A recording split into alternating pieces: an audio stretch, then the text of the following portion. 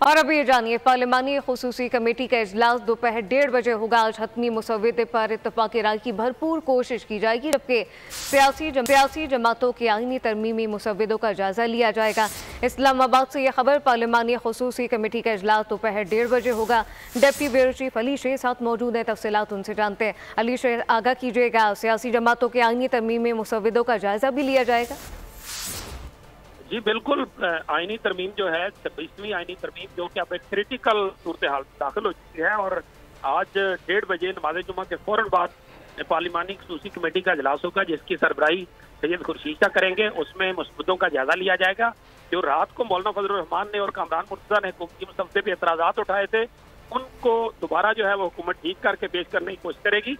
और उसके साथ ही साथ आज 2 बजे सेनेट इजलास होगा और 6 बजे कौमी असम्बली का इजलास होगा। लेकिन दोनों सेनेट और कौमी असम्बली के इजलासों में के जो एजेंडे हैं उनमें आईनी तरमीम का मसवदा जो है वो नहीं रखा गया है।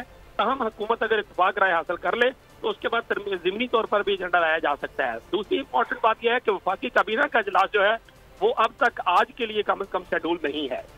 इसका मतलब है कि आज के दिन में कम से कम आईनी तरमीम जो है वो नहीं आने जा रही है सेनेट या असम्बली। तो ये इंपॉर्टेंट है। और फिर साथ ही साथ मुलाकातों का सिलसिला भी जारी रहेगा। पीटीआई और जेयूआई की मुलाकातें भी होगी। और कल जो मौलाना फजलुर रहमान ने कहा था कि हमारे अरकान जो हैं उनको अगवा किया जा रहा है और अगवा करके उनसे वोट दिलवाने की कोशिश की जा रही है और हम बदमाशी का जवाब बदमाशी से देंगे, तो उससे माहौल टेंस हो गया है। अभी देखते हैं कि आज मौलाना फजलुर रहमान क्या रास्ता अख्तियार करते हैं। सही, सियासी जमातों के दरमियान मुलाकातों का सिलसिला जारी है। देखना यह है कि मौलाना फजलुर रहमान किस राह इख्तियार करते हैं। अली शेर अपडेट कर रहे थे, आपका शुक्रिया। सब्सक्राइब करें और बेल दबाएं ताकि कोई खबर रह न जाए।